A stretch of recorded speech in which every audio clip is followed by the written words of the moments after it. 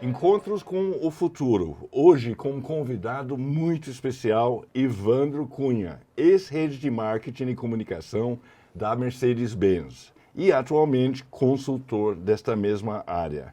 Meu nome é Matthew Schertz, sou editor do World Observatory for Human Affairs e Encontros com o Futuro é uma produção do World Observatory, da ESPM e da Prime, braço das Nações Unidas para as faculdades de negócios no mundo. Evandro, bem-vindo ao estúdio ODS 17. Você está inaugurando o estúdio hoje. Que honra! E para falar de futuro, nesse momento muito importante da minha carreira, onde eu fecho o ciclo de 39 anos numa empresa que me deu tudo, todo o conhecimento, que eu tenho o prazer agora de dividir com muita gente como consultor. E estou muito honrado mesmo de estar aqui com você hoje. E o que você está fazendo hoje? Conta pra gente. Eu estou sendo muito procurado, né, como eu tive a oportunidade de trabalhar com vários profissionais de agências de eventos, e pelo conhecimento adquirido ao longo dessa jornada de 39 anos, eu estou sendo procurado como consultor em projetos, principalmente agora, onde eu iniciei um MBA da Faculdade Exame sobre inteligência artificial aplicada em negócios. Eu estou vendo um mundo novo e eu tô me sentindo como um adolescente começando ali nos anos 80, né, quando a gente teve aquela revolução dos computadores, internet chegando. Então, é muito legal falar de futuro nessa fase da minha vida, com 59 anos, depois de ter trabalhado 39 anos numa empresa que é sinônimo de qualidade e tecnologia, e que foi uma escola para mim, né? Minha formação é o jornalismo.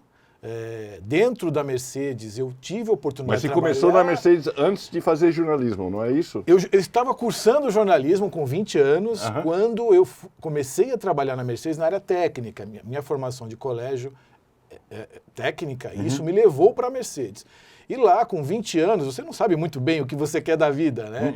Então, os caminhos que foram sendo tomados foram, assim, opções, às vezes, mais de coração do que de experiência, né? E, poxa, eu fui trabalhar na área de comunicação interna, e nessa época, aliás, eu iniciei, na verdade, a pós-graduação em comunicação empresarial na ESPM, que foi uma coisa muito legal, e até o carinho que eu tenho, né, pela instituição, estar aqui hoje para mim representa muito.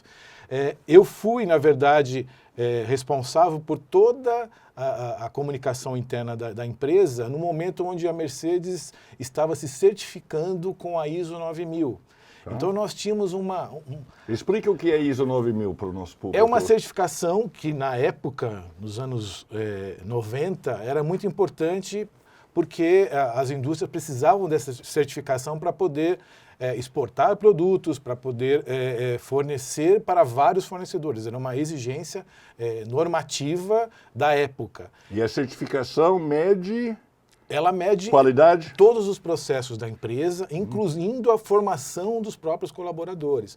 Perfeito. Então, você imagina, a gente teve uma revolução, porque era exigido uma escolaridade mínima para cada colaborador e a conscientização dos processos, o entendimento dos processos para que a gente atingisse esse nível de qualidade exigido pela norma.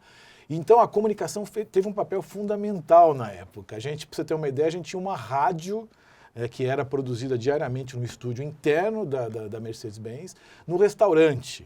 Além dos meios de comunicação, como revista, jornal, o que mural. Da rádio? Eu não consigo não perguntar. A rádio, a gente dava notícias, que a gente fazia o clipping na época do jornal, né? E a gente tinha um locutor, entendeu? Então a gente preparava o roteiro para ele falar das principais notícias voltadas para o nosso segmento, né, que era, na época, voltado para a indústria automobilística, caminhões e ônibus, notícias do segmento.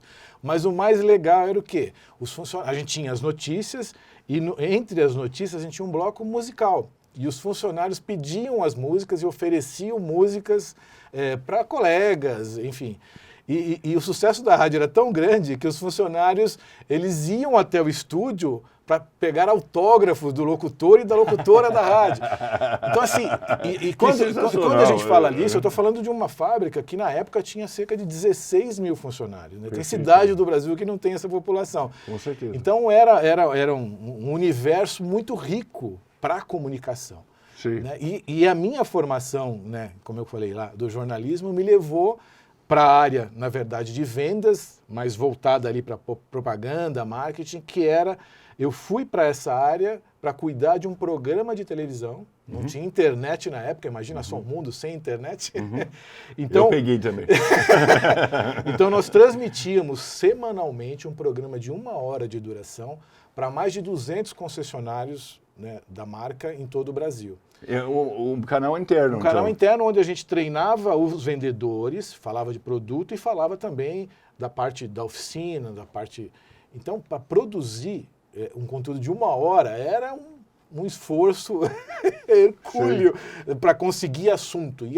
E foi... Então, quando eu falo, né, muita gente fala, puxa, você ficou 39 anos numa empresa, mas foi como se eu tivesse trabalhado em várias, porque a cada momento eu pegava um caminho, enfrentava um desafio novo e, né, é isso que eu tenho para falar agora, porque construir o passado leva a gente para o futuro. Então eu tenho muita coisa legal que eu vivenciei na minha carreira e agora é o momento de deixar o legado e passar tudo aquilo que eu adquiri de experiência para essa geração aí que está fazendo as coisas acontecerem no mundo. Sensacional. Olha, vamos falar então um pouco do futuro, porque se tem um setor que deve estar mudando é a área de mobilidade e você mencionou a inteligência artificial também. O que você vê para os próximos anos nesses dois setores? E como que você vai usar a inteligência artificial, você imagina, na sua vida de consultor? É uma pergunta ampla. A indústria automobilística, ela caminha para uma jornada que precisa deixar menos pegadas ambientais no planeta. Ela foi a propulsora da indústria no século passado e agora ela precisa caminhar para uma jornada sustentável. Então, o caminho da indústria automobilística é oferecer essa sustentabilidade, porém com muita inteligência artificial para direção autônoma, para recursos de entretenimento dentro do veículo, porque com a direção autônoma você vai ficar de um ponto A para um ponto B no carro e às vezes não vai precisar executar nenhuma manobra. Então a indústria precisa prever e é muito comum você ter toda a interatividade do automóvel com o seu celular e as coisas estão caminhando num ritmo onde que praticamente vai ser um meio ali dentro do habitáculo do veículo, um meio onde você vai poder assistir um vídeo, você vai poder interagir com outras pessoas fora, porque essa é a tendência da indústria automobilística. Por exemplo, hoje num carro, isso eu já tive a oportunidade de desfrutar, nós temos carros hoje que conseguem colocar uma música de relaxamento, o banco fazendo a massagem nas suas costas, em qualquer ponto do seu corpo, no assento, certo? E isso é uma coisa inimaginável 10, 15 anos atrás. Então você vai ter um momento ali no trânsito onde você vai poder usufruir dessa tecnologia. Hoje, o ambiente no carro já permite um conforto extremo na condução do veículo, incluindo a direção autônoma, que ainda engatinha no Brasil, mas que já é realidade em alguns países do mundo. Já tem carro aqui no Brasil com inteligência artificial, com direção autônoma? Sim, sim. Já tem? Sim, sim. Rodando? Mas o que acontece? Não é uma... Você tem a condução autônoma, mas se o carro percebe, e ele usa a inteligência artificial para isso, no entorno dele uma ameaça de colisão, seja do lado, seja na frente, ele automaticamente ele vai executar a frenagem e vai pedir para você colocar as suas mãos no volante. Sim. Entendeu? Sim. porque ele tem autonomia, ele está lendo, fazendo a leitura da faixa, ele faz a curva, entendeu? Mas ele entende que qualquer situação de perigo precisa da intervenção do motorista. Do motorista. Então, isso já existe em alguns modelos elétricos, e isso não é uma coisa tão distante assim. Lógico, nós precisamos ainda, no país, da infraestrutura da própria estrada, das ruas, das rodovias, para poder evoluir com essa tecnologia. Mas isso é uma coisa que vai acontecer muito rápido, eu acredito. O mercado de automóveis está num momento muito difícil de prever, né? Tá num momento de grandes mudanças. Nós estamos vendo chegar automóveis elétricos da China, sobretudo, e num volume razoável. Eu vi outro dia que a BYD foi a empresa automobilística, a nona mais vendida, que mais vendeu. Saiu em nono lugar em termos de vendas no mês passado. E o modelo da BYD foi o carro mais vendido no mês passado. Ao mesmo tempo, nós temos o carro a álcool, que é uma coisa nossa e é uma coisa que funciona muito bem e é uma coisa que é bem mais sustentável do que gasolina. E toda uma indústria feita desde a partir do século passado para abastecer o carro a etanol, com avanços sensacionais. Como é que você vê essa confluência de fatores? Ninguém sabe exatamente para onde vai. Se vai para o híbrido com etanol, se vai para o total elétrico como o resto do mundo, se não vai. Eu imagino que a indústria automobilística ela não tem uma solução única. Uhum. Cada grupo empresarial está partindo para uma solução. Aqui no Brasil.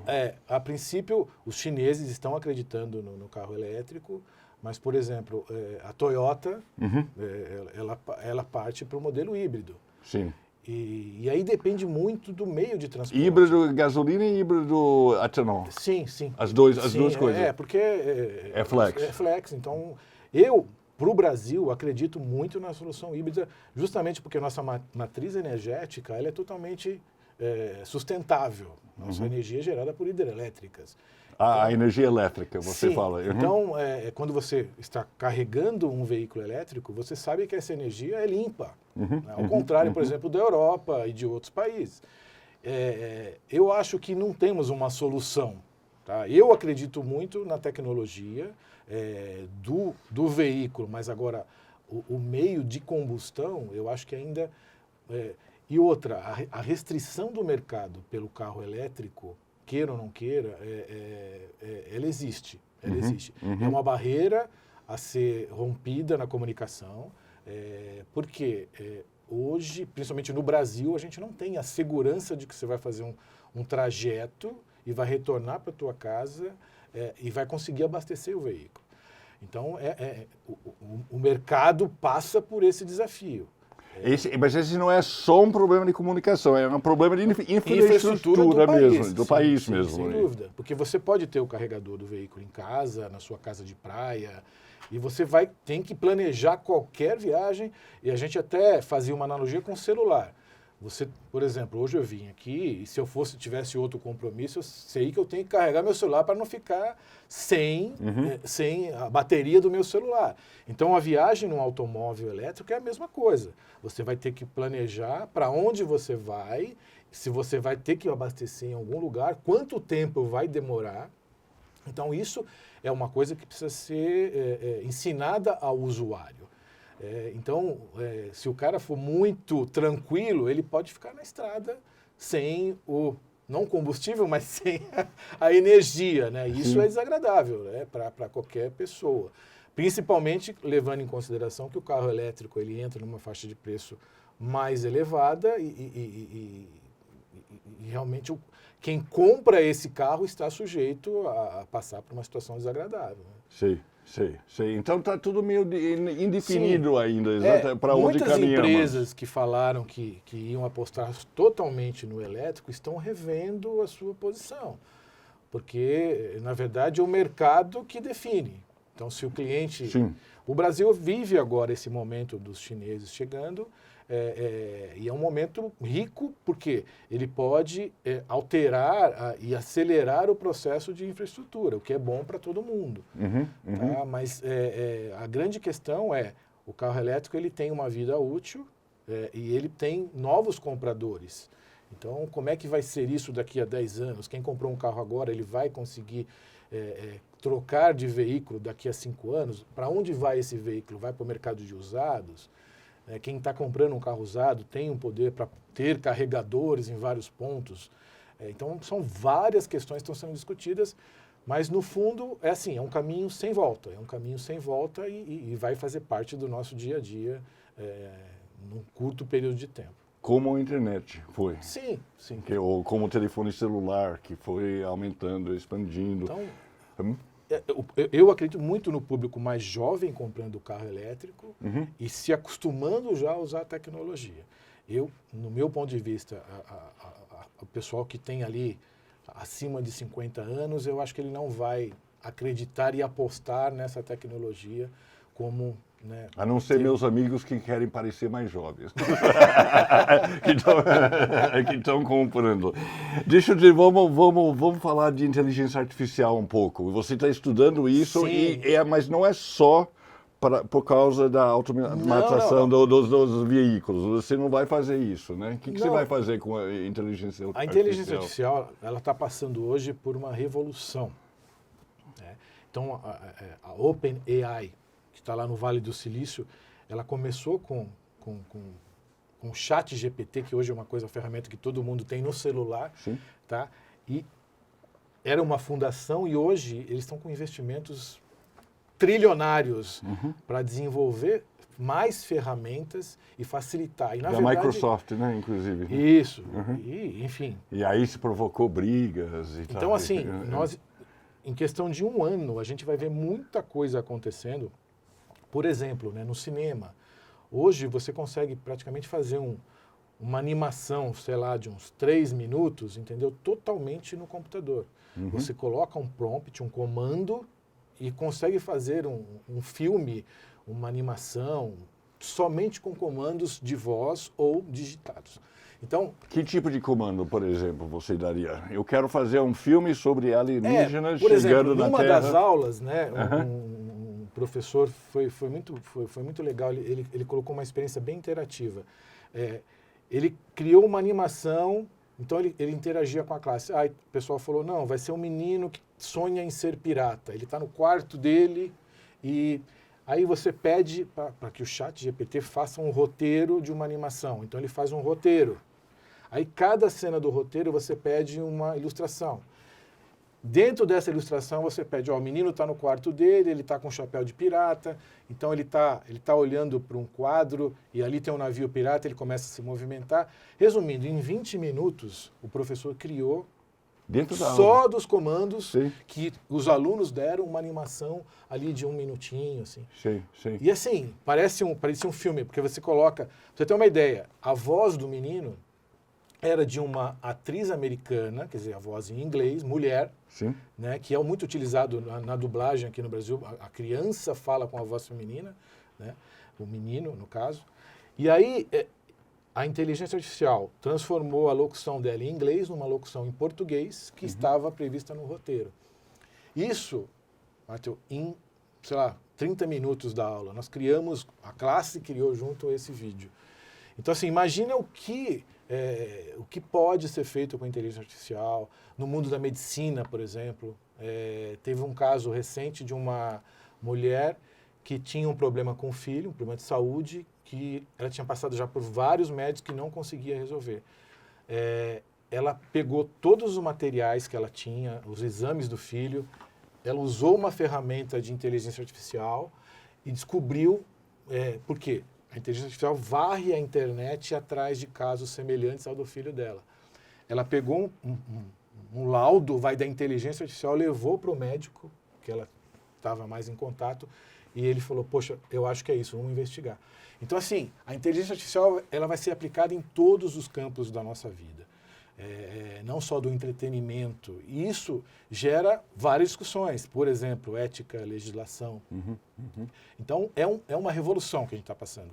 E quando, né, eu falo da minha carreira, e é legal estar aqui falando do futuro com vocês, porque com 59 anos, você imagina, meus pais, eles teriam tanta perspectiva de futuro como hoje, e não com relação à saúde, mas com relação ao próprio trabalho, a você se manter atualizado, a você se manter ativo e podendo desfrutar de uma tecnologia. Então, acho que isso já é uma coisa muito legal que está acontecendo no mundo, né? Essa possibilidade de a gente ampliar o nosso tempo útil aqui nesse planetinha, que a gente precisa cuidar bem dele.